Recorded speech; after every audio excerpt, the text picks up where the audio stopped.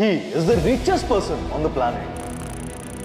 The Tesla CEO has hit a new milestone, becoming the first person in history to surpass a net worth of $400 billion. Did Elon Musk's net worth by about $70 billion to close to $320 billion.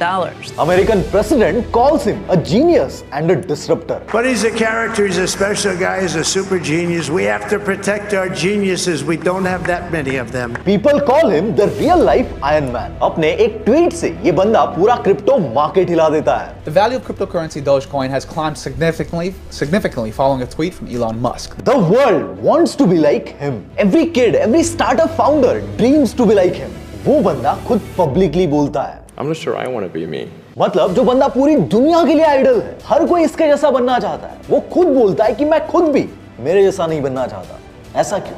$440 billion से भी ज्यादा की net worth. ये इतना पैसा है कि दुनिया का सेकंड रिचेस्ट पर्सन भी ऑलमोस्ट इनसे $200 बिलियन से कम है. इस बंदे की 2 वाइफ्स रह चुकी है, कई गर्लफ्रेंड्स रह चुकी है, इनके 12 बच्चे हैं. ये बंदा चाहे तो रातों रात एक आध छोटी मोटी कंट्री खरीद सकता है. वो आज अकेला 375 स्क्वायर फीट के घर में रहता है. इसका कोई बच्चा इसके साथ नहीं रहना चाहता. इसका कोई ऐसा को फाउंडर नहीं है, कोई ऐसा इन्वेस्टर नहीं है जिसके साथ इसका पंगा ना हुआ हो. यहां तक कि कोई एम्प्लॉय भी इसके साथ डायरेक्ट काम नहीं करना चाहता, क्योंकि ये उन्हें सीधा फायर कर देता है. यार एक तरफ ये बंदा सुपर हीरो लेवल की चीजें कर रहा है, दुनिया उसके जैसा बनना चाहती है, और दूसरी तरफ ये खुद से फ्रस्ट्रेट है. कोई इसके साथ लॉन्ग टर्म टिकता ही नहीं है. मैंने पिछले 2 महीने में ये 700 पेजेस की किताब पढ़ डाली. गूगल, यूट्यूब, पॉडकास्ट, इंटरव्यूज, जहां पर भी इस बंदे की बात हो रही है वो हर एक चीज देख ली. इतना ही नहीं, इनके माँ, भाई, वाइफ्स, गर्लफ्रेंड्स, इनको जानने वाले सबके इंटरव्यूज देख लिए. और ये सब कुछ देखने के बाद लास्ट में मेरे दिमाग में सिर्फ एक ही क्वेश्चन आया. Is Elon Musk really a genius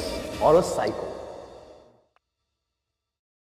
तो मुझे लगा कि यार इस पर एक डिटेल डॉक्यूमेंट्री बनानी चाहिए, जिसे देखने के बाद किसी को भी इलॉन मस्क को समझने के लिए कोई और वीडियो देखने की जरूरत ही ना पड़े. पर रिसर्च में मुझे इस बंदे के ऊपर इतना डेटा मिला कि मुझे इस डॉक्यूमेंट्री को 2 पार्ट में डिवाइड करना पड़ा, और ये है part 1. So enjoy today's episode, Elon Musk, a genius और साइको.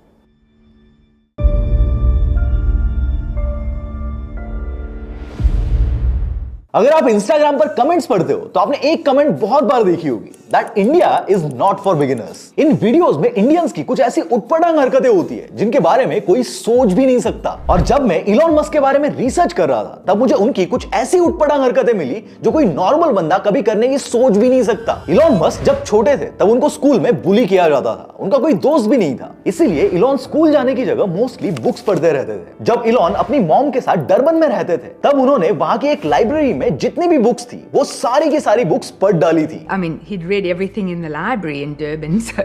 एक बार इलॉन और उनकी बहन एक साथ बैठे थे और उसकी बहन उनसे कहती है कि मून हमसे 10 लाख माइल्स दूर है, लेकिन इलॉन जो उस वक्त 10 से 11 साल के रहे होंगे वो कहते हैं कि मून 10 लाख माइल्स नहीं बल्कि 2,39,000 माइल्स दूर है. He was that accurate. आप इमेजिन करो कि हमारे इंडिया में जब एक 5 साल का बच्चा स्कूल बस से घर आता है तब उसकी मम्मी उसको गेट से घर तक लाने के लिए भी बाहर जाती है. अब ये मैं आपको क्यों बता रहा हूँ. एक बार क्या हुआ था कि जब इलॉन 5 साल के थे तब उनके एक कजिन की बर्थडे पार्टी थी, लेकिन उसी दिन इलॉन मस्क स्कूल में एक बच्चे से झगड़ा करके आए थे, इसीलिए उनकी मम्मी ने उनको एज अ पनिशमेंट घर पर ही छोड़ दिया और बाकी सब पार्टी में चले गए. अब ये 5 साल का बच्चा क्या करता है देखो. इलॉन ने डिसाइड किया कि वो खुद से ही उस पार्टी में चला जाएगा, लेकिन अब उसके सामने चैलेंज ये था कि उसके कजिन का घर वहां से 2 घंटे के डिस्टेंस पर था, और क्योंकि इलॉन सिर्फ 5 साल का था तो उसके पास ना कोई बाइक और ना ही कोई कार थी. तो गेस करो कि उसने पार्टी में पहुंचने के लिए क्या ऑप्शन चूज किया होगा. इलॉन लिटरली पैदल निकल जाते हैं. वो इतने छोटे थे कि उनको रोड साइंस भी समझ में नहीं आते थे, लेकिन कभी तो एक बार वो अपने कजिन के घर गए थे, तब उन्होंने कार से रास्ता देख लिया था और बस उसी मेमोरी के बेसिस पर वो चलते चलते अपने कजिन के घर पहुंच गए. इलॉन को वहां पर ऐसे अचानक देखकर उनकी मां बहुत डर गई और उस इंसिडेंट के बाद उन्होंने कभी भी इलॉन को ऐसी पनिशमेंट नहीं दी. Elon is not made for beginners, इसका तो ये बस एक ट्रेलर था,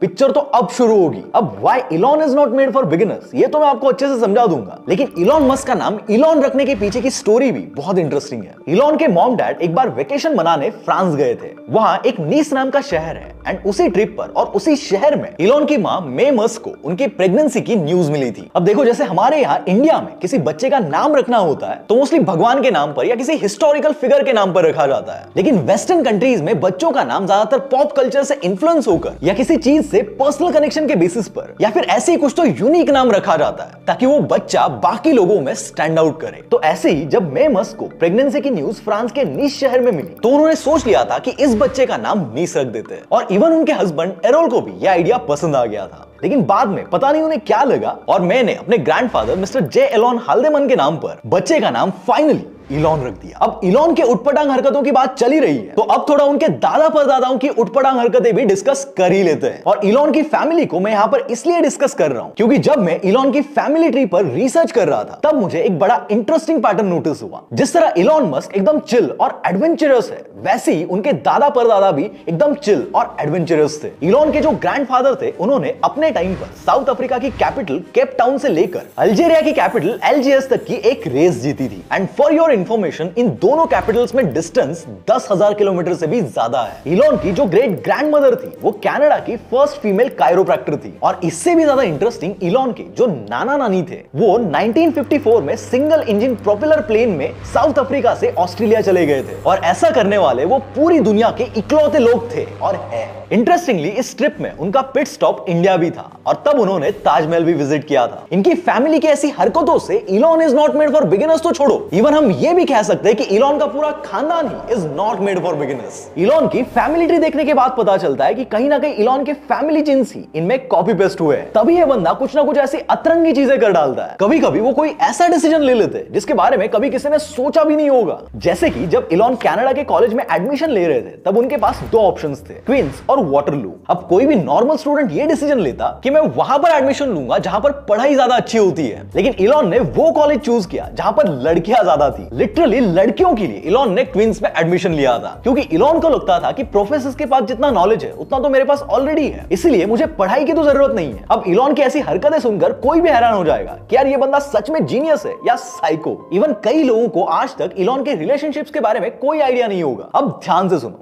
देखो, इलॉन की फर्स्ट वाइफ थी जस्टिन विल्सन। जनवरी 2000 में इलॉन की इनसे शादी हुई और 2008 में इनका डिवोर्स हो गया। जस्टिन के साथ इलॉन के टोटल 6 बच्चे थे जिनमें से एक की डेथ हो गई थी। इसके बाद 2010 में इलॉन ने ब्रिटिश एक्ट्रेस तलुला राइली के साथ शादी की और 2012 में उसको भी डिवोर्स दे दिया। लेकिन इस डिवोर्स के सिर्फ 1 साल बाद यानी 2013 में फिर से राइली के साथ शादी की और उसके 3 साल बाद यानी 2016 में फिर से उसको डिवोर्स दे दिया। लेकिन लगभग 5 साल साथ रहने के बाद भी इलॉन और राइली का एक भी बच्चा नहीं है। अब इसके बाद इलॉन ने कैनेडियन सिंगर ग्राइम्स को डेट करना शुरू कर दिया, लेकिन ग्राइम्स से शादी किए बगैर ही उसके साथ इलॉन के 3 बच्चे हुए। अब ग्राइम्स से भी ब्रेकअप होने के बाद इलॉन ने अपनी कंपनी न्यूरालिंक की एम्प्लॉय शियोन जिलिस को डेट करना शुरू कर दिया और अब शियोन के साथ भी उनके 3 बच्चे हैं, यानी एक बीवी और 2 गर्लफ्रेंड्स के साथ मिलकर आज इलॉन के टोटल 11 बच्चे हैं। और इवन इस सब के बाद अब इलॉन ऑस्ट्रेलियन एक्ट्रेस नताशा बसेट को डेट कर रहे हैं। ये तो हो गई उनकी पर्सनल लाइफ। चलो अब उनके प्रोफेशनल लाइफ की उटपटांग हरकतें सुनते हैं। 2006 में टेस्ला ने अपनी पहली कार का प्रोटोटाइप रेडी किया था और उसके पीआर के लिए एक बड़ा सा इवेंट प्लान किया गया था। अब इंटरेस्टिंगली मार्टिन एबरहार्ड जो टेस्ला के को-फाउंडर और सीईओ है, उन्होंने इलॉन मस्क के टेस्ला ज्वाइन करने से पहले ही कंपनी के लिए जेसिका स्विट्जर को as a PR chief appoint किया था और पीआर के लिए पीसीजीसी नाम की एक पीआर फर्म भी हायर करके रखी हुई थी। अब टेस्ला का ये इवेंट काफी सक्सेसफुल रहा और इससे टेस्ला को अच्छा खासा मीडिया अटेंशन भी मिला, लेकिन उसमें एक बड़ी प्रॉब्लम हो गई। देखो, अगर किसी काम को करने में हम अपनी पूरी जी जान लगा दें और उसका क्रेडिट कोई और छीन ले तो किसी का भी दिमाग खराब हो जाएगा। और अगर पर्टिकुलरली इलॉन मस्क की बात करूं तो वो इसमें एकदम एक्सट्रीम चले जाते हैं। तो क्या हुआ था कि टेस्ला के इस इवेंट में इस पीआर एजेंसी ने मार्टिन एबरहार्ड को टेस्ला रोडस्टर का पूरा क्रेडिट दे दिया और इलॉन मस्क को सिर्फ एज एन अर्ली इन्वेस्टर और प्रमोटर के तौर पर दिखाया। इलॉन को यह बात इतनी खटक गई कि उन्होंने टेस्ला के वीपी को मेल कर दिया कि टेस्ला की पीआर चीफ जेसिका स्विट्जर को इमीडिएटली फायर किया जाए। इवन पीसीजीसी तक को बोल दिया गया कि अगर अगली बार ऐसा कुछ हुआ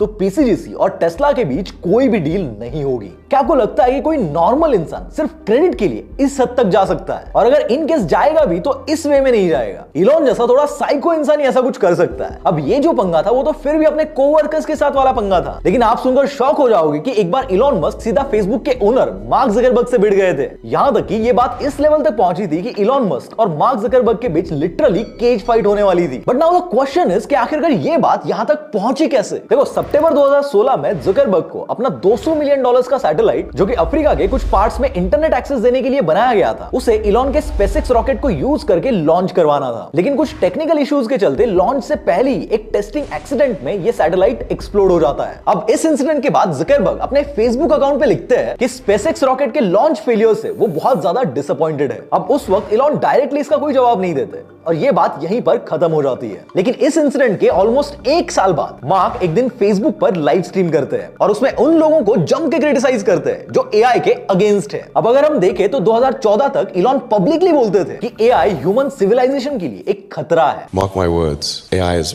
far more dangerous than nukes. This is insane. इसीलिए घुमा फिरा के जकरबर्ग ने इनडायरेक्टली इलॉन को ही टारगेट किया था। लेकिन इस बार इलॉन चुप नहीं बैठे। उन्होंने डायरेक्टली एक ट्वीट कर दिया कि जकरबर्ग को एआई की बहुत लिमिटेड नॉलेज है और इसके थोड़े ही टाइम बाद उन्होंने फेसबुक से टेस्ला और स्पेसएक्स के ऑफिशियल पेजेस को भी डिलीट कर दिया और ट्वीट करके कहा कि वैसे भी ये पेजेस उन्हें बकवास लगते थे। अब इस पूरे मैटर के कुछ दिन बाद इलॉन अपनी गलती को एडमिट करते हैं कि जकरबर्ग के सैटेलाइट फेलियर में स्पेसएक्स की गलती थी। लेकिन इस ट्वीट में वो एक और बात ऐड कर देते हैं। वो कहते हैं कि जकरबर्ग ने वैसे भी इंश्योरेंस तो लिया ही है, पर फिर भी अगर उनको लगता है कि उनका नुकसान हुआ है तो स्पेसएक्स उनका एक लॉन्च फ्री में कर देगी। लेकिन इन सब के बीच अब अचानक से ये केज फाइटिंग कहां से आ गया? तो ये बात ऑलमोस्ट सबको पता है कि इलॉन मस्क के ट्विटर एक्वायर करने के बाद मार्क जकरबर्ग ने थ्रेड्स लॉन्च किया था और इसके लॉन्च से पहले ही इसके कई सारे रूमर्स भी स्प्रेड हो चुके थे। उसी बीच इलॉन ने सरकास्टिकली एक ट्वीट कर दिया था कि दुनिया जकरबर्ग के इशारों पे नाचने का और वेट नहीं कर सकती। अब एक रैंडम यूजर ने इस ट्वीट के रिप्लाई में मजाक में एक बात कही कि जकरबर्ग को जुजुत्सु, जो कि एक टाइप का मार्शल आर्ट्स है, वो आता है। इलॉन बीइंग इलॉन वो इसका रिप्लाई करते हैं कि जरूरत पड़ी तो वो एक केज फाइट करने के लिए भी रेडी है। अब शायद हो सकता है कि इलॉन ने ये बात ऐसे ही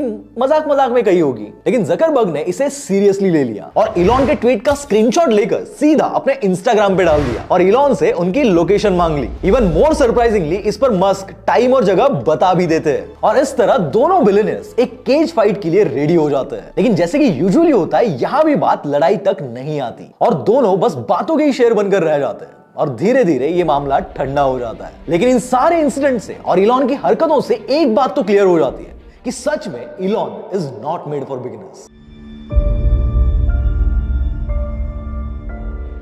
आपने आज तक YouTube पर इलॉन मस्क के बारे में कई वीडियोस देखे होंगे, Google पर कई सारे आर्टिकल्स पढ़े होंगे जिनमें इलॉन मस्क के डेडिकेशन की, अपने काम को लेकर ऑब्सेशन की बातें होती है। Elon Musk is Elon Musk. लेकिन आई कैन बेट कि आपने आज तक इलॉन मस्क के बारे में सिर्फ 1% बातें सुनी है। इलॉन मस्क की वो 99% बातें जो आज तक किसी यूट्यूबर ने, किसी क्रिएटर ने आपको नहीं बताई होगी। स्पेशली उनको कवर करने के लिए मैंने ये 700 पेज की बुक पढ़ी है और तब जाकर कहीं ये वीडियो बनाई है, जस्ट टू फाइंड आउट कि इलॉन मस्क अपने काम को लेकर कितना ऑब्सेस्ड है। इलॉन मस्क जब 11 साल के थे तब उन्होंने जोहान्सबर्ग के एक शॉपिंग मॉल में पहली बार एक कंप्यूटर देखा। उन्होंने वो कंप्यूटर खरीदने के लिए अपने पापा से जिद भी की, लेकिन दुनिया के हर पापा को कंप्यूटर मांगू तो उनको यही लगता है कि दिन भर इस पे गेम खेलता रहेगा। इलॉन के पापा को भी यही लगा और उन्होंने उसे मना कर दिया। लेकिन भाई इलॉन तो इलॉन है, इसने जैसे तैसे करके कुछ पैसे इकट्ठा किए और खुद की सेविंग से ही Commodore VIC-20 नाम का एक कंप्यूटर खरीद लिया, जो उस टाइम वर्ल्ड का one of the earliest PC था। अब जैसे कि उनके पापा को एक्सपेक्टेड था, इलॉन इस पीसी में दिन भर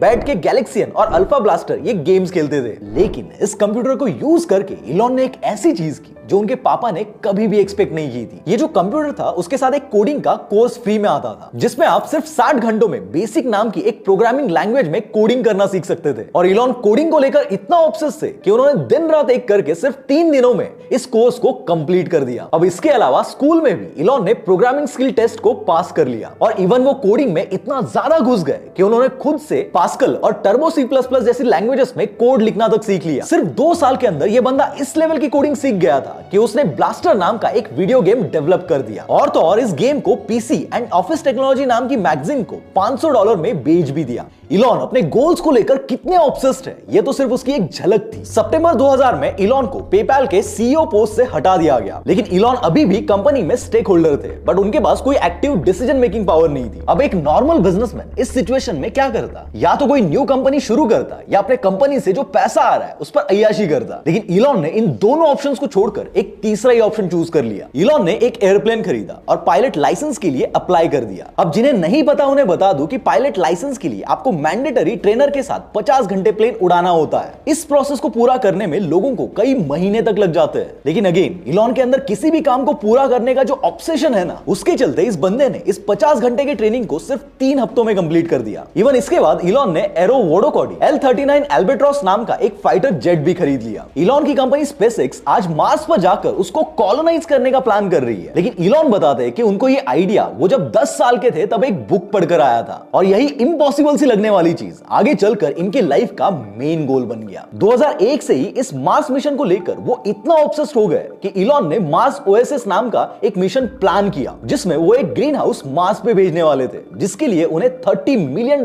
खर्चा आने वाला था। और ये सब करने के पीछे उनका पर्पस सिर्फ इतना था कि ये देखकर नासा और आम लोगों में स्पेस एक्सप्लोरेशन को लेकर इंटरेस्ट बढ़ जाए, जिससे शायद यूएस गवर्नमेंट मार्स को लेकर सीरियस हो जाए और नासा का बजट बढ़ा दे। वैसे बाद में उनका ये मार्स ओएसिस वाला मिशन कैंसिल हो गया, लेकिन ये सोचने वाली बात है कि ये बंदा अपने करियर के अर्ली स्टेज पर $30 मिलियन खर्च करने के लिए रेडी हो गया, सिर्फ इसलिए ताकि यूएस गवर्नमेंट मार्स कॉलोनाइजेशन के आइडिया को लेकर सीरियस हो जाए। इतना ही नहीं, इवन इस मार्स ओएसिस मिशन के लिए इलॉन को रॉकेट्स चाहिए थे, जिसके लिए वो फरवरी 2002 में रशिया चले गए और वहां पर बस 2 एक्सपायर्ड रॉकेट्स खरीदने के लिए $18 मिलियन देने के लिए तैयार हो गए। लेकिन बावजूद इसके वो डील क्रैक नहीं हो पाई। पर जब इलॉन रशिया से वापस आ रहे थे तब उन्होंने फ्लाइट में ही खुद से रॉकेट बनाने का प्लान बना लिया और उसके तुरंत बाद एक रॉकेट में क्या क्या मटेरियल्स यूज होते हैं उसके बारे में रिसर्च करना शुरू कर दिया। इलॉन अपने इस प्लान को लेकर इतना ऑब्सेस्ड हो गए कि सिर्फ 1 महीने के अंदर अंदर यानी 14 मार्च 2002 को उन्होंने खुद की ही कंपनी स्पेसएक्स शुरू कर दी। इनिशियली इस कंपनी के अंडर उन्होंने एक मिड साइज रॉकेट बनाना शुरू किया। अब उस टाइम पर क्या होता था कि रॉकेट्स बनाने के लिए ज्यादातर कंपोनेंट्स एरोस्पेस सप्लायर से लाए जाते थे, लेकिन इलॉन ने नोटिस किया कि ये सप्लायर्स 10 गुना ज्यादा चार्ज करते हैं। और इवन जब इलॉन ने कार्बन फाइबर, मेटल, फ्यूल और बाकी मटेरियल्स जो रॉकेट्स बनाने में यूज होते हैं उनकी कॉस्ट को जब मोटा मोटा कैलकुलेट किया तो उन्हें पता चला कि अगर वो खुद रॉ मटेरियल खरीद कर एक रॉकेट बना देंगे तो वो उन्हें रेडीमेड रॉकेट से 50 गुना सस्ता पड़ेगा। तो यहां पर इलॉन ने डिसाइड किया कि जितना पॉसिबल हो पाएगा उतना वो इन हाउस ही प्रोडक्शन करेंगे। फॉर एग्जांपल रॉकेट में लिक्विड फ्लो कंट्रोल करने के लिए एक वॉल्व होता है, उस वॉल्व के लिए एक सप्लायर $2.5 लाख डिमांड कर रहा था। तो इलॉन ने कहा कि छोड़ो, इसको हम खुद ही बनाएंगे। ऐसे एक सप्लायर एक्चुएटर के लिए,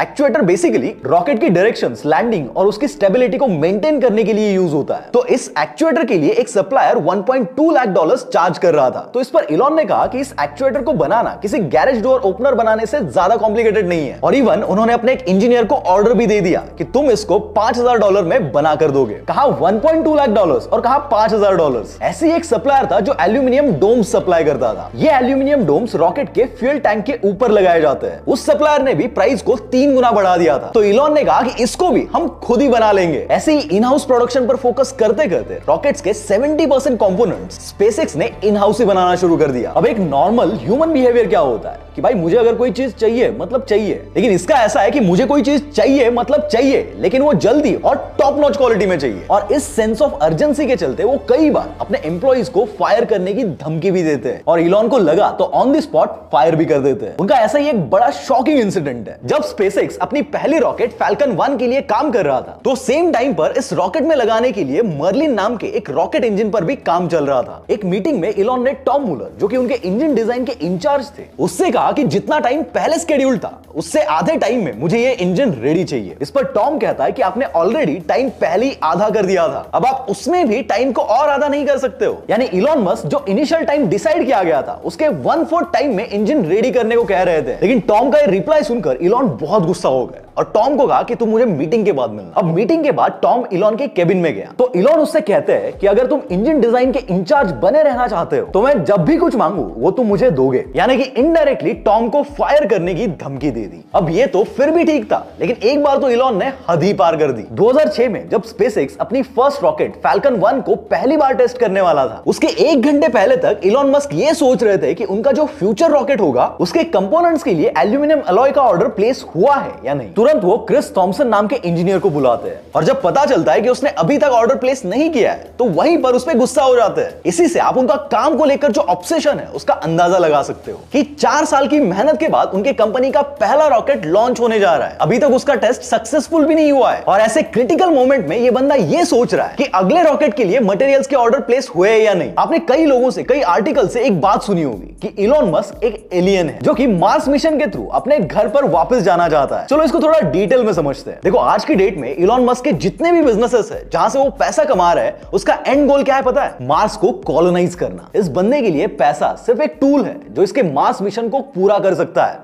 Nothing more than that. इस मिशन को लेकर वो कितने ऑब्सेस्ड और पागल है वो आप इस एक इंसिडेंट से समझ जाओगे। 2002 में जब स्पेसएक्स शुरू हुआ था, उसी दिन से हर वीक इलॉन मस्क इस कंपनी में मार्स कॉलोनाइजर नाम की एक मीटिंग रखते हैं। वैसे अगर देखा जाए तो अभी के लिए स्पेसएक्स के जो भी ऑपरेशंस चल रहे हैं उनका और इस मीटिंग का कोई रिलेशन नहीं है, लेकिन फिर भी हर हफ्ते इलॉन मस्क ये मीटिंग कंडक्ट करते हैं जस्ट टू डिस्कस कि मार्स कॉलोनी कैसी होगी और उसको कैसे चलाया जाएगा। इंटरेस्टिंगली, जब इलॉन इस मीटिंग में अपने मार्स मिशन को विजुअलाइज करते हैं तो ऑटोमेटिकली उनका मूड फ्रेश हो जाता है। यानी ये बंदा एक ऐसी चीज के लिए इतना ऑब्सेस्ड है जो पता भी नहीं कभी सच हो पाएगी या नहीं। अच्छा, ये भी छोड़ो, अगर आप बारीकी से ऑब्जर्व करोगे तो Elon Musk podcast, meetings, outings, mostly हर जगह पर एक ही टाइप की टी शर्ट पहनकर जाते हैं, ऑक्यूपाई मार्स। नॉर्मल जगह पे तो छोड़ो, इवन ये बंदा जब डोनाल्ड ट्रंप से मिलने गया था तब भी उसने यही टी शर्ट पहनी थी। इलॉन के इन सब हरकतों से इजीली समझ में आता है कि ये बंदा अपने गोल के लिए किस लेवल पे ऑब्सेस्ड है। लेकिन ये तो सिर्फ एक पर्सपेक्टिव हो गया, इस चीज के 2 और पर्सपेक्टिव है। अगर आप इलॉन की इन हरकतों को एज एन इलॉन एडमायरर और एज अ फैन बॉय देखोगे तो आपको लग सकता है कि भाई क्या जीनियस बंदा है इलॉन मस्क। लेकिन वही अगर आप इलॉन मस्क को उसके कोवर्कर्स के पर्सपेक्टिव से देखोगे तो फिर आप इसको जीनियस नहीं, साइको कहोगे। बाय द वे, इस पर आपके क्या थॉट्स है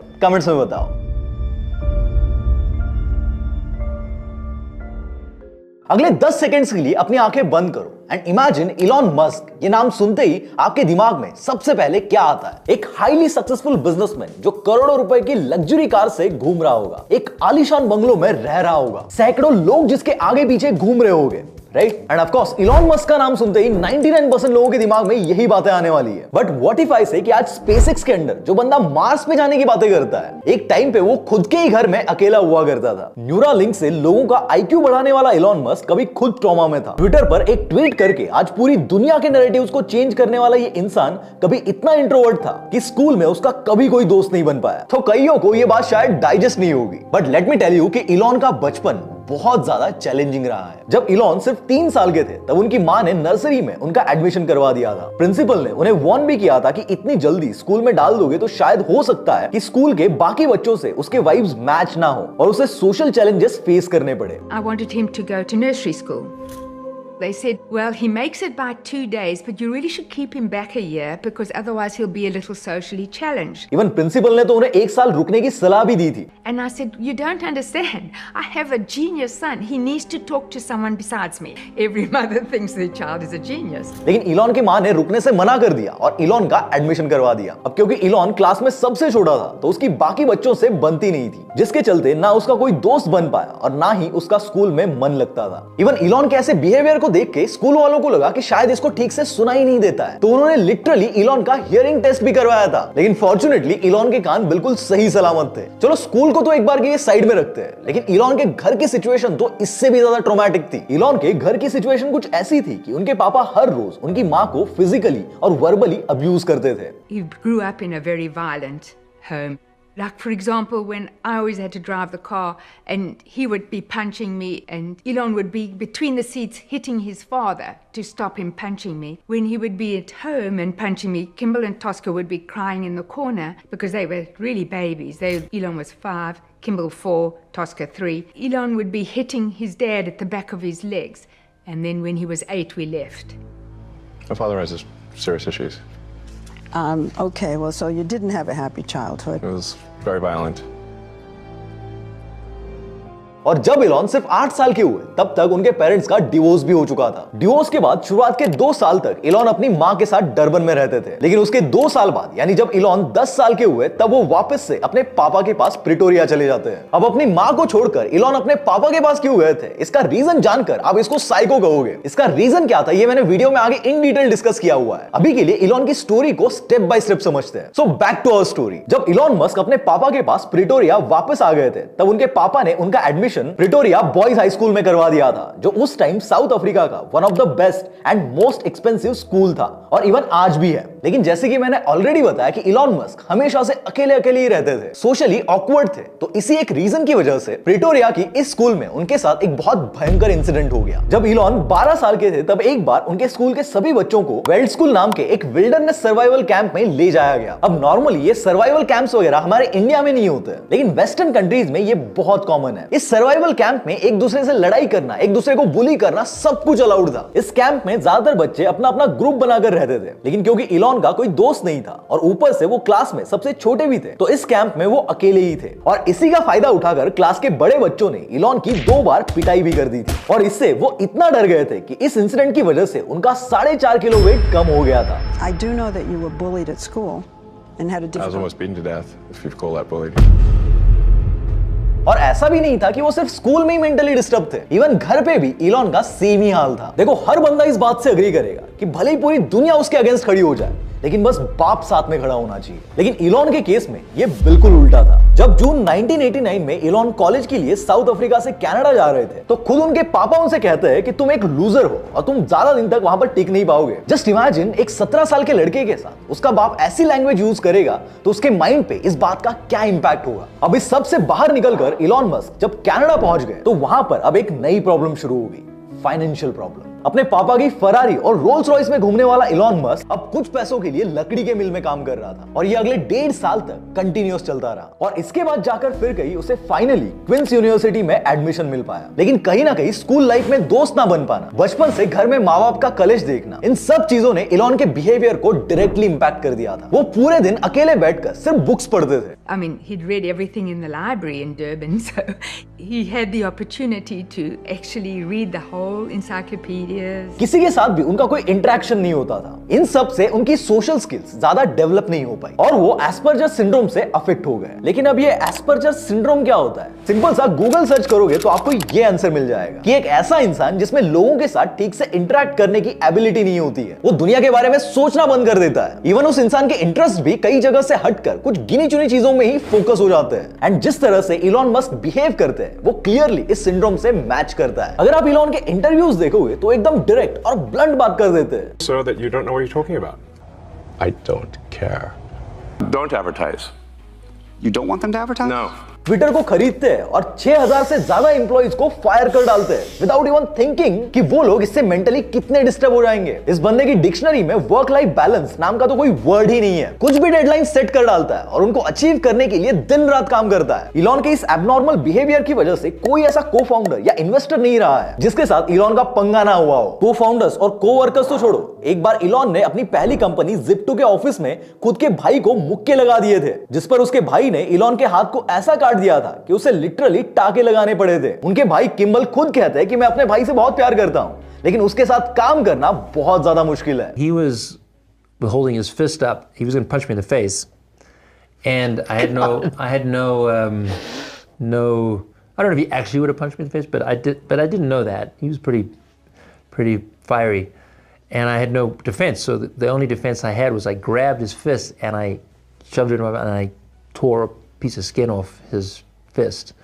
Yeah, so I had to go get it. आज बाहर से देखने में ऐसा लगता है कि इलॉन मस्क मार्केट में जो ट्रेंड चल रहे हैं उनको पकड़ते हैं और फिर उसके अराउंड कोई अपना बिजनेस खड़ा कर देते हैं। But let me tell you something very very interesting. बचपन में ना इलॉन रात भर साइंस फिक्शन पढ़ते थे और फॉर्चुनेटली उनके पापा भी खुद एक इंजीनियर थे, तो घर में भी फिजिक्स वगैरह को लेकर एक माहौल था जिससे ऑटोमेटिकली इलॉन मस्क का फिजिक्स में इंटरेस्ट बढ़ता गया। अब आगे जब वो कॉलेज में गए तो उन्होंने अल्टीमेटली फिजिक्स में ही अपनी पढ़ाई कंटिन्यू की और उसी दौरान इलॉन ने अपना पर्पस और गोल्स सेट कर लिए थे and that was space, internet and sustainable energy. और आज अगर आप स्पेसएक्स, स्टारलिंक और टेस्ला उठाकर देखोगे तो ये सभी कंपनीज इलॉन के इस गोल से प्रॉपरली अलाइंड होती है। 1991 में जब इलॉन क्वींस यूनिवर्सिटी में पढ़ते थे तब एक दिन वो एक पार्टी में गए थे। उस पार्टी में उन्हें एक सुंदर सी लड़की दिखती है। अब गेस करो भाई ने लड़की को इंप्रेस करने के लिए क्या पिकअप लाइन मारी होगी। क्या तुमने कभी इलेक्ट्रिक कार्स के बारे में सोचा है? और ये पिकअप लाइन सर जी ने तब मारी थी जब मार्केट में इलेक्ट्रिक कार्स का दूर दूर तक कहीं नामो निशान भी नहीं था। अब इलॉन की इन हरकतों को देखने के बाद लगता है कि ये बंदा साइको है, लेकिन फिर लगता है कि भाई इसको अगर साइको कहे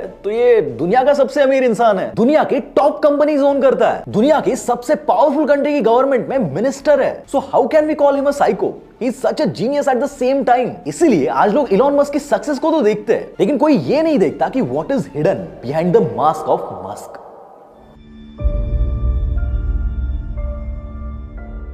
अभी कुछ दिनों पहले यूएस के प्रेसिडेंशियल इलेक्शंस हुए और डोनाल्ड ट्रंप वहां के प्रेसिडेंट बन गए। और इसके लिए इलॉन मस्क ने डोनाल्ड ट्रंप के इन कैंपेन्स में $250 मिलियन खुद की जेब से लगा दिए और इसी की वजह से वो डोनाल्ड ट्रंप के पार्टी के लिए लार्जेस्ट डोनर बन चुके थे। इवन इस इलेक्शन के टाइम पर फर्स्ट एंड सेकंड अमेंडमेंट नाम का एक पिटीशन था जिसको साइन करने के लिए मस्क ने डेली $1 मिलियन का गिव अवे भी रखा था, जिसके चलते उन पर लीगल चार्जेस भी लगे थे कि वो पैसे देकर वोटर्स को खरीद रहे हैं। इवन ट्रंप के सपोर्ट में इलॉन मस्क ने टेलर स्विफ्ट, जिसके दुनिया भर में करोड़ों फैंस है, उसको भी नहीं छोड़ा। ट्विटर पर उन्होंने उससे भी पंगा ले लिया था। इलॉन कई रैलीज में ट्रंप के साथ जा जाकर उनको ओपनली सपोर्ट कर रहे थे। So who do you want representing America?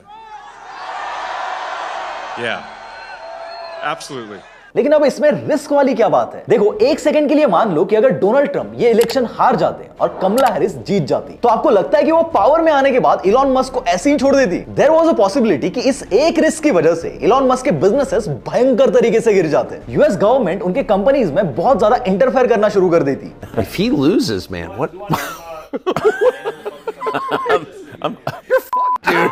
I'm fucked. If he loses, I'm लेकिन इलॉन मस्क ने ये रिस्क सोच समझ के लिया था या ऐसी ट्रंप के सपोर्ट में खड़े हो गए थे? इस पर मैंने पार्ट 2 में इन डेप्थ बात की है, लेकिन अभी के लिए इस मुद्दे पर स्टिक रहते हैं। इलॉन का एक कांड तो इससे भी बड़ा था जब उन्होंने एक बहुत ही पावरफुल इंसान से डायरेक्ट पंगा ले लिया था। देखो, ये जॉर्ज सोरोस है। जिन्हें नहीं पता उन्हें शॉर्ट में बता दूं कि ये इंसान इतना पावरफुल है कि इसे the man who broke the bank of England नाम का टाइटल मिला हुआ है। तो इनकी ओपन सोसाइटी फाउंडेशन नाम की एक ऑर्गेनाइजेशन है जिसमें उन्होंने अपनी पर्सनल वेल्थ से 2018 में $18 बिलियन यानी अराउंड 1.5 लाख करोड़ रुपीस डाल दिए थे। और इनकी ये फाउंडेशन 120 से भी ज्यादा कंट्रीज में ऑपरेट करती है, इंक्लूडिंग इंडिया। और इवन इनके बारे में अलिजेडली ये भी कहा जाता है कि इस इंसान ने इंडिया को पॉलिटिकली और इकोनॉमिकली डिस्ट्रॉय करने की कसम खा रखी है और इसके लिए वो अलिजेडली इंडिया के कई पॉलिटिकल पार्टीज को फंड्स भी देते हैं। अगर आप इनकी ओपन सोसाइटी फाउंडेशन की वेबसाइट पर जाकर देखोगे तो यू विल सी कि ये अपेरेंटली ह्यूमन राइट्स, जस्टिस और इक्वालिटी के लिए काम करते हैं। लेकिन सरप्राइजिंगली एक बार इलॉन मस्क ने ओपनली कह दिया था कि जॉर्ज सोरोस ह्यूमैनिटी के ही अगेंस्ट है। अब एक इतने पावरफुल इंसान को लेकर इतनी बड़ी बात ओपनली कह देना मतलब एक तरह से खुद के पैर पर कुल्हाड़ी मारने के बराबर होता है, क्योंकि एक सिंगल स्टेटमेंट इलॉन मस्क जैसे इंसान के बिजनेसेस को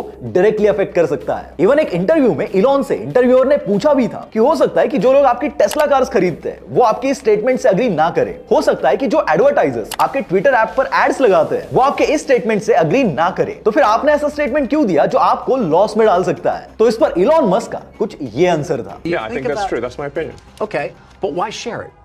Why share it? Especially because, I mean, जब फरवरी 2002 में इलॉन रशिया में रॉकेट खरीदने गए थे तब उनके साथ जिम कैंट्रेल नाम के एक मैकेनिकल इंजीनियर साथ में थे। लेकिन जब वहां पर डील नहीं हुई और इलॉन वापस अमेरिका आ गए तो उन्होंने सोच लिया था कि अब वो खुद की ही एरोस्पेस कंपनी शुरू करेंगे। तो तभी इलॉन ने जिम कैंट्रेल से कहा कि देखो, मैं एक एरोस्पेस कंपनी शुरू करने वाला हूं, तो क्या तुम उस कंपनी में मेरे साथ काम करोगे? अब क्योंकि एक बहुत रिस्की काम था इसलिए एज एन एम्प्लॉय जिम ने जॉब सिक्योरिटी को लेकर इलॉन से कई सारी गारंटीज मांगी, लेकिन इलॉन ने उसको मना कर दिया और खुद को ही स्पेसएक्स का चीफ इंजीनियर बना दिया। ऑल्सो जब वो स्पेसएक्स शुरू कर रहे थे तब उनके एक दोस्त एडियो रेसे ने कहा था कि ये एक बहुत रिस्की काम है, तो उस पर इलॉन ने कहा था कि ज्यादा से ज्यादा क्या ही होगा, मैं अपना सारा पैसा लूज कर दूंगा। लेकिन आज अगर रिस्क समझकर मैंने ये नहीं किया तो स्पेस एक्सप्लोरेशन में कोई प्रोग्रेस नहीं होगी और हम हमेशा के लिए धरती पर ही रह जाएंगे। इसके बाद उसी साल यानी अक्टूबर 2002 में ईबे ने पेपैल को एक्वायर कर लिया था। तो इसमें से इलॉन को मिले हुए पैसों में से इलॉन ने $100 मिलियन डायरेक्टली स्पेसएक्स में इन्वेस्ट कर दिए, जहां कनाडा और जर्मनी जैसी टेक्नोलॉजिकली एडवांस कंट्रीज भी आज तक एक स्पेस रॉकेट नहीं बना पाई थी, लेकिन इलॉन मस्क ने इतना बड़ा रिस्क लेकर $100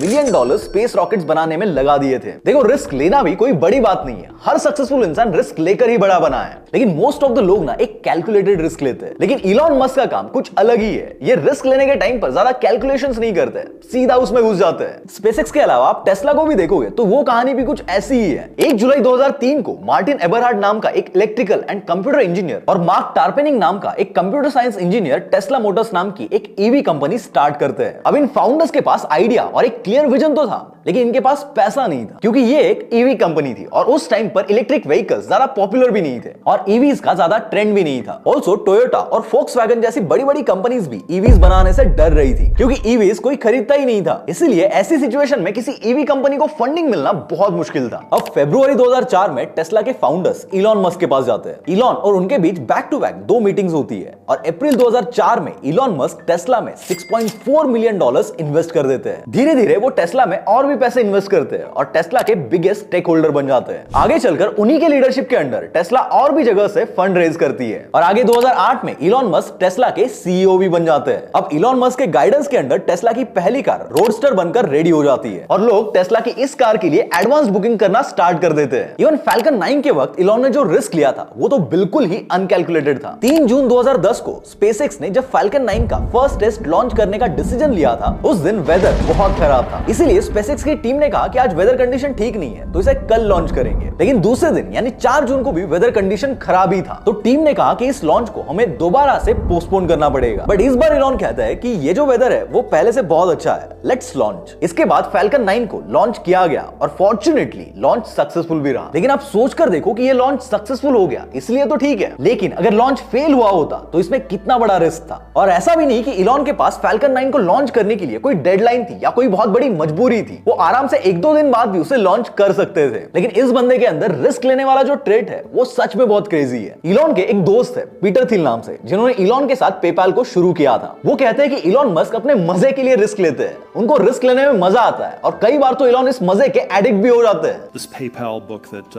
David Sacks and I thought of writing, and the Elon chapter was, I think, entitled something like "The Man Who Knew Nothing About Risk" or something like this, and somehow we are too risk averse, or there's something about risk he knows that we don't, or something like this. तो इसी statement से आप समझ सकते हो कि ये बंदा रिस्क लेने के मामले में थोड़ा नहीं बहुत ज्यादा क्रेजी है। और अगर मैं इसे मैथमेटिकल लैंग्वेज में बताऊं तो Musk is directly proportional to risk. जिस तरह मैन वर्सेस वाइल्ड वाले बेयर ग्रिल्स का नाम सुनते ही घने जंगल, खूंखार जानवर और कीड़े मकोड़े याद आते हैं, वैसे ही इलॉन मस्क का नाम सुनते ही मशीन्स, रोबोट्स, रॉकेट्स, ऐसी फिजिक्स ओरिएंटेड चीजें याद आती है, जिससे शायद हो सकता है कि फ्यूचर में अगर इलॉन के ऊपर कोई शो बना तो उसका नाम मैन वर्सेस मशीन ही हो। इलॉन जब बहुत छोटे थे तब उनको टॉय रॉकेट्स और एक्सप्लोजिव्स के साथ खेलना बहुत पसंद था। बाद में जब वो थोड़े बड़े हुए और स्कूल जाने लगे तब उन्होंने साइंस फिक्शन पढ़ना शुरू किया, जिससे उनका रॉकेट्स में इंटरेस्ट और भी ज्यादा डीप हो गया। अब क्योंकि इलॉन का कोई दोस्त नहीं था इसलिए ज्यादातर टाइम वो अकेले ही रहते थे और अपने फ्री टाइम में कुछ ना कुछ अटपटे एक्सपेरिमेंट्स करते रहते थे। जैसे कि एक बार इलॉन ने ब्रेक ऑयल और स्विमिंग पूल में डालने वाले क्लोरीन को मिलाकर धमाका कर दिया था। अब मैंने वीडियो के शुरुआत में ही कहा था कि इलॉन के पापा उनके मम्मी को फिजिकली अब्यूज करते थे, जिसकी वजह से 1979 में इलॉन के पेरेंट्स का डिवोर्स हो गया था। तो उस डिवोर्स के बाद इलॉन 2 साल तक अपनी मम्मी के साथ डरबन में रहने चले गए थे और उनके पापा प्रिटोरिया में रहते थे। लेकिन उसके 2 साल बाद इलॉन वापस से अपने पापा के पास प्रिटोरिया आ गए, जस्ट बिकॉज उनके पापा एक इलेक्ट्रोमैकेनिकल इंजीनियर थे और इसीलिए उनके घर में कई सारी इंजीनियरिंग टूल्स पड़े रहते थे। तो यहीं से यू कैन इमेजिन कि इलॉन को मशीन्स का कितना क्रेज होगा। इलॉन के पापा के पास बहुत सारी लग्जरी कार्स थी। I had a lot of nice cars during Elon's youth, Porsche and Mercedes, Ferrari, Maserati. इसीलिए बचपन से ही इलॉन इन कार्स की battery, capacitor, valve, fan belts, हर चीज को एक्सप्लोर करते थे। अब कार्स की बात चली रही है तो इलॉन मस्क की ये वाली स्टोरी भी सुनो। जब इलॉन मस्क कॉलेज में थे तब उनके पास एक 20 साल पुरानी BMW 330i थी। अब ये जो कार थी उसमें 4 गियर्स थे, लेकिन इलॉन भाई को चाहिए थे उसमें 5 गियर्स। तो भाई ने क्या किया पता है? अपने छोटे भाई किम्बल को लिया, कबाड़ी वाले के पास गया, उनके पास से अलग अलग पार्ट्स कलेक्ट किए, फिर वहां से दोनों भाई एक मैकेनिक के पास चले गए और उनसे कुछ टूल्स लेकर खुद ही उस 4 गियर कार को 5 गियर में मॉडिफाई कर दिया। इवन ऐसा ही एक और इंसिडेंट है। 1994 में इलॉन मस्क और उनका छोटा भाई कहीं पे जा रहे थे, तब रास्ते में बार बार उनकी कार खराब हो रही थी। रास्ते में एक रोड साइड मैकेनिक से उन्होंने वो कार रिपेयर भी करवाई, लेकिन फिर भी वो कार बार बार बंद पड़ रही थी। तो फाइनली इलॉन और किम्बल खुद कार को धक्का देकर एक ट्रक स्टॉप तक लेकर गए और वहां पर खुद इलॉन ने पूरे इंजन को खोलकर वापस उसे फिट कर दिया। हार्डवेयर के साथ साथ इलॉन बचपन से ही कोडिंग भी सीखते थे। जब वो सिर्फ 13 साल के थे तब उन्होंने ब्लास्टर नाम का एक गेम भी डिजाइन किया था और कहीं ना कहीं इलॉन की यही क्यूरियोसिटी, यही नॉलेज आगे चलकर उनकी पूरी लाइफ बदलने वाली थी। इलॉन जब पहली बार कनाडा गए थे तब उनको बहुत फाइनेंशियल प्रॉब्लम्स फेस करनी पड़ी थी और जैसे कि मैंने पहले बताया भी था कि इनिशियली उन्होंने पैसे कमाने के लिए लकड़ी के एक मिल में $18 पर आवर के वेज पर काम भी किया था। लेकिन उसके बाद इलॉन ने बचपन में जो कोडिंग सीखी थी उसकी हेल्प से उसे माइक्रोसॉफ्ट के टोरंटो ऑफिस में एज एन इंटर्न जॉब मिल गई थी। इसी इंटर्नशिप से इलॉन की कोडिंग स्किल्स और भी ज्यादा शार्प हो गई और फिर आगे जाकर इन्हीं स्किल्स से उन्होंने Zip2 और X.com बिल्ड कर दिया। मशीन्स को लेकर यह बंदा इतना क्रेजी था कि एरोस्पेस में बिना कोई फॉर्मल पढ़ाई किए, बिना कोई डिग्री लिए इसने मिलियंस ऑफ डॉलर्स दांव पे लगा दिए और स्पेसएक्स जैसी कंपनी बना दी और इवन खुद उसका चीफ इंजीनियर भी बन गया। रॉकेट को लेकर इस बंदे से कुछ भी पूछ लो, कौन सा पार्ट किस मेटल से बना है, कैसे बना है, इस पर्टिकुलर मेटल को क्यों यूज किया गया है, रॉकेट से रिलेटेड हर क्वेश्चन का जवाब आपको इस बंदे के पास मिल जाएगा और वो भी बिना कोई फॉर्मल डिग्री लिए। फरवरी 2005 में उन्होंने टेस्ला में $9 मिलियन इन्वेस्ट कर दिए, जिससे इलॉन टेस्ला के लार्जेस्ट स्टेक होल्डर बन गए थे। इसीलिए अब वो हर वीक लॉस एंजलिस से सिलिकॉन वैली टेस्ला के हेडक्वार्टर आने लगे और टेस्ला के डिजाइन और इंजीनियरिंग डिसीजन में ज्यादा इन्वॉल्व होने लगे। अब क्योंकि उनका पूरा बचपन फेरारी, पोर्शे, रोल्स रॉयस जैसी लग्जरी कार्स में बीता है तो उन्हें कार्स के बारे में बहुत इन डेप्थ नॉलेज था। इसीलिए वो टेस्ला की कार डिजाइन में बहुत ज्यादा करेक्शंस निकालते थे। एक बार जब वो डिजाइन रिव्यू मीटिंग कर रहे थे तब उनको कार का डिजाइन बहुत चीप और अगली लग रहा था, तो वो उस मीटिंग में बहुत भयंकर तरीके से गुस्सा हो गए थे। उन्होंने कहा कि हम इस कार को लगभग $1 लाख में बेचने वाले हैं, तो हम ऐसी घटिया दिखने वाली कार नहीं बना सकते हैं। अब वैसे देखा जाए तो इलॉन ने डिजाइनिंग फील्ड में कोई ऐसी फॉर्मल पढ़ाई नहीं की है, लेकिन जैसे कि मैंने बताया कि उनका बचपन एक से एक लग्जरी कार्स में बीता है, इसीलिए वो इजीली आइडेंटिफाई कर पा रहे थे कि टेस्ला के इन कार्स में क्या प्रोज एंड कॉन्स है। अपने इसी नॉलेज के बेसिस पर इलॉन ने रोडस्टर के डिजाइन में कई सारे चेंजेस किए। जैसे कि इलॉन की हाइट 6'2" है, तो ही नोटिस्ड कि उनको कार में एंटर करने में दिक्कत हो रही थी, तो उन्होंने कहा कि कार का डोर थोड़ा और बड़ा करो। उन्होंने इंजीनियर से कहा कि अगर आप डेट पर जा रहे हो तो एक लेडी इसमें अंदर कैसे जाएगी, इसलिए इसके दरवाजे के लोअर पार्ट को 3 इंच और नीचे कर दो। इसके अलावा उन्होंने कार की सीट्स को कंफर्टेबल बनाने के लिए थोड़ा वाइड करने को कहा। जहां पर फाइबर ग्लास यूज हो रहा था उसकी जगह कार्बन फाइबर यूज करने के लिए कहा, जो कि ज्यादा स्ट्रॉन्ग और लाइट वेट होता है। और तो और इलॉन ने कार के डैशबोर्ड में भी चेंजेस करवाए। इलॉन के सजेस्ट किए हुए इन चेंजेस की वजह से कंपनी को $2 मिलियन का और खर्चा आया, लेकिन इलॉन को इससे कुछ मतलब नहीं था। उनको बस कार को टॉप नॉच बनाना था। इवन इलॉन ने कार की सिर्फ हेडलाइट्स को बेटर बनाने के लिए जो चेंजेस बताए उसी से कंपनी की R&D कॉस्ट $5 लाख से बढ़ गई थी। इलॉन का ऐसा ही एक और इंसिडेंट है। दिसंबर 2003 में स्पेसएक्स में एक टेस्टिंग के दौरान इंजन के थ्रस्ट चेंबर में जो हीट डिफ्यूजिंग मटेरियल होता है उसमें एक क्रैक आ गया था, तो इलॉन ने कहा कि उसको रिपेयर करने का कोई तरीका खोजो, हम इसको फेक नहीं सकते। तो उस पर जब इंजन डिपार्टमेंट के हेड टॉम मूलर ने कहा कि इसको सही करने का कोई तरीका नहीं है, तो इस पर इलॉन उससे कहते हैं कि इन सभी थ्रस्ट चेंबर्स को मेरे प्राइवेट जेट में डालकर लॉस एंजलिस वाली स्पेसएक्स फैक्ट्री में लेकर आ जाओ। कुछ घंटों बाद मूलर अपनी टीम के साथ उन चेंबर्स को लेकर फैक्ट्री में पहुंच गए। थोड़ी देर बाद इलॉन भी वहां पर आ गए, जबकि उन्हें ऑलरेडी किसी क्रिसमस पार्टी में जाना था, लेकिन सिर्फ चेंबर ठीक करने के लिए उन्होंने उस पार्टी को कैंसिल कर दिया था। एक इंडस्ट्रियल ग्लू यूज करके इलॉन ने उस चेंबर को ठीक करने की कोशिश की, जिस पर मूलर ने उन्हें पहले ही बोल दिया था कि वो काम नहीं करेगा, और वो सच में वर्कआउट हुआ भी नहीं। इलॉन ने पूरी रात उस चेंबर को ठीक करने की कोशिश की, लेकिन वो ठीक नहीं हो पाया और उसकी वजह से उनके लॉन्च का शेड्यूल 4 महीने से डिले हो गया। अब देखो, जरूरी नहीं है कि हर बार आप कोशिश करो और वो काम हो ही जाए, कई बार वो नहीं हो पाता है, लेकिन इन सब इंसिडेंट से पता चलता है कि इलॉन मशीन से कितना अटैच्ड है।